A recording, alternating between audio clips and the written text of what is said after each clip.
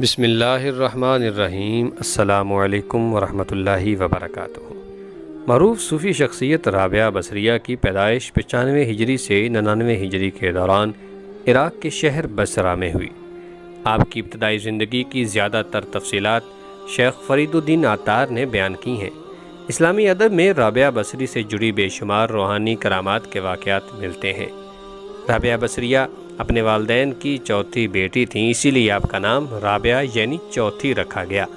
وہ ایک انتہائی غریب لیکن معزز گھرانے میں پیدا ہوئیں۔ رابعہ بصریہ کے والدین کی غربت کا اندازہ اس بات سے لگایا جا سکتا ہے کہ جس شب رابعہ بصری پیدا ہوئیں آپ کے والدین کے پاس دیا جلانے کے لیے تیل تک نہ تھا اور نہ آپ کو لپیٹنے کے لیے کوئی کپڑا۔ آپ کی والدہ نے آپ کے والد سے درخواست کی کہ پڑوسیوں سے تھوڑا تیل ہی لے آئیں تاکہ دیا جلایا جا سکے۔ آپ کے والد نے پوری زندگی اپنے خالق حقیقی کے علاوہ کسی کے آگے ہاتھ نہ پھیلایا۔ چنانچہ وہ پڑوسی کے دروازے تک تو گئے لیکن خالی ہاتھ واپس لوٹ آئے۔ رات کو رابعہ بصریہ رحمۃ اللہ علیہا کے والد کو خواب میں حضور پاک صلی اللہ علیہ وآلہ وسلم کی زیارت ہوئی۔ آپ نے فرمایا کہ تم امیر بصرہ کے پاس جاؤ اور اسے ہمارا پیغام دو کہ تم ہر روز رات کو 100 مرتبہ اور جمعرات کو 400 مرتبہ درود کا نذرانہ بھیجتے ہو، لیکن پچھلی جمعرات کو تم نے درود شریف نہیں پڑھا، لہذا اس کے کفارہ کے طور پر 400 دینار بطور کفارہ یہ پیغام پہنچانے والے کو دے دو۔ رابعہ بصریہ کے والد اٹھے اور امیر بصرہ کے پاس پہنچے۔ اس دوران آپ کی آنکھوں سے خوشی کے آنسو جاری تھے۔ جب امیر بصرہ کو رابعہ بصریہ کے والد کے ذریعے حضور پاک صلی اللہ علیہ وآلہ وصحبہ وسلم کا پیغام ملا تو یہ جان کر انتہائی خوش ہوا کہ وہ نبی آخر الزمان صلی اللہ علیہ وآلہ وصحبہ وسلم کی نظروں میں ہیں۔ اس نے شکرانے کے طور پر فوراً 1000 دینار غرباء میں تقسیم کرائے اور 400 دینار رابعہ بصریہ کے والد کو ادا کیے اور ان سے درخواست کی کہ جب بھی کسی چیز کی ضرورت ہو بلا جھجک تشریف لائیں۔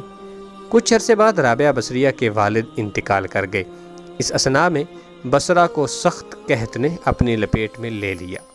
قحط کے دوران آپ یعنی رابعہ بصریہ اپنی بہنوں سے بچھڑ گئیں۔ ایک بار رابعہ بصریہ ایک قافلے میں جا رہی تھیں کہ قافلے کے ڈاکوؤں نے لوٹ لیا اور ڈاکوؤں کے سرغنہ نے رابعہ بصریہ رحمۃ اللہ علیہا کو اپنی تحویل میں لے لیا اور آپ کو لوٹ کے مال کی طرح بازار میں لونڈی بنا کر بیچ دیا گیا۔ آپ کا آقا آپ سے انتہائی سخت محنت و مشقت کا کام لیتا تھا، اس کے باوجود آپ دن بھر میں کام کرتی اور رات بھر عبادت کرتی رہتی تھیں اور دن میں بھی زیادہ تر روزے رکھتی۔ اتفاق یہ ہوا کہ ایک دفعہ رابعہ بصریہ کا آقا آدھی رات کو جاگ گیا اور کسی کی گریہ وزاری کی آواز سن کر دیکھنے چلا کہ رات کے اس پہر کون اس طرح گریہ وزاری کر رہا ہے۔ وہ یہ دیکھ کر حیران رہ گیا کہ رابعہ بصریہ اللہ کے حضور سربسجود ہیں اور نہایت عاجزی کے ساتھ کہہ رہی ہیں، اے اللہ تو میری مجبوریوں سے خوب واقف ہے، گھر کا کام کاج مجھے تیری طرف آنے سے روکتا ہے، تو مجھے اپنی عبادت کے لیے پکارتا ہے، مگر میں جب تک تیری بارگاہ میں حاضر ہوتی ہوں نمازوں کا وقت گزر جاتا ہے، اس لیے میری معذرت قبول فرما لے اور میرے گناہوں کو معاف کر دے۔ اپنی کنیز کا یہ کلام اور عبادت کا یہ منظر دیکھ کر مالک خوف خدا سے لرز اٹھا۔ اس نے یہ فیصلہ کیا کہ ایسی اللہ والی کنیز سے اپنی خدمت کرانے کی بجائے بہتر یہ ہوگا کہ خود اس کی خدمت کی جائے۔ صبح ہوتے ہی وہ آپ کی خدمت میں حاضر ہوا اور اپنے فیصلے سے آپ کو آگاہ کیا۔ اس نے کہا کہ آج سے آپ میری طرف سے آزاد ہیں، اگر آپ اسی گھر میں قیام فرمائیں تو میری خوش نصیبی ہوگی، وگرنہ آپ اپنی مرضی کی مالک ہیں۔ تاہم اگر آپ یہاں سے کوچ کر جانے کا فیصلہ کرتی ہیں تو میری بس ایک درخواست ہے کہ میری طرف سے کی جانے والی تمام زیادتیوں کو اس ذات کے صدقے معاف کر دیں جس کی آپ راتوں کو جاگ جاگ کر عبادت کرتی ہیں۔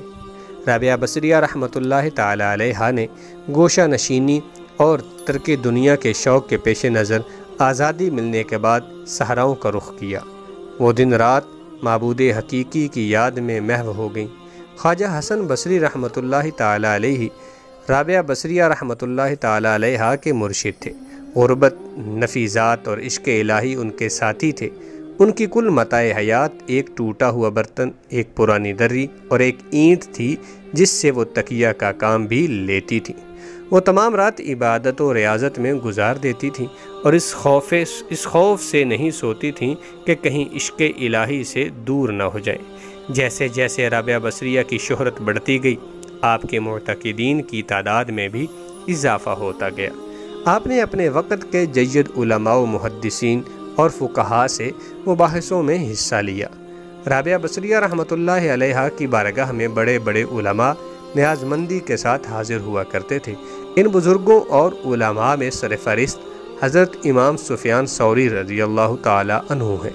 آپ امام اعظم ابو حنیفہ رضی اللہ تعالی عنہ کے ہم اثر تھے اور جنہیں امیر المومنین فی الحدیث کے لقب سے بھی یاد کیا جاتا ہے۔ گو رابعہ بصریہ کو شادی کے لیے کئی پیغامات آئے، جن میں سے ایک پیغام امیر بصرہ کا بھی تھا، لیکن آپ نے تمام پیغامات کو رد کر دیا۔ کیونکہ آپ کے پاس سوائے اپنے پروردگار کے اور کسی چیز کے لیے وقت تھا اور نہ طلب۔ رابعہ بصریہ رحمۃ اللہ تعالی علیہا کو کثرت رنج و علم اور حزن و ملال نے دنیا اور اس کی دل فریبیوں سے بیگانہ کر دیا تھا۔ رابعہ بصریہ کے مسلک کی بنیاد عشق الہی پر ہے۔ جی دوستو، اگر آپ کو یہ ویڈیو پسند آئے تو ویڈیو کو لائک کرتے ہوئے چینل کو سبسکرائب کر دیں۔ کمنٹس باکس میں اپنی قیمتی رائے ضرور دیجیے۔ اللہ حافظ۔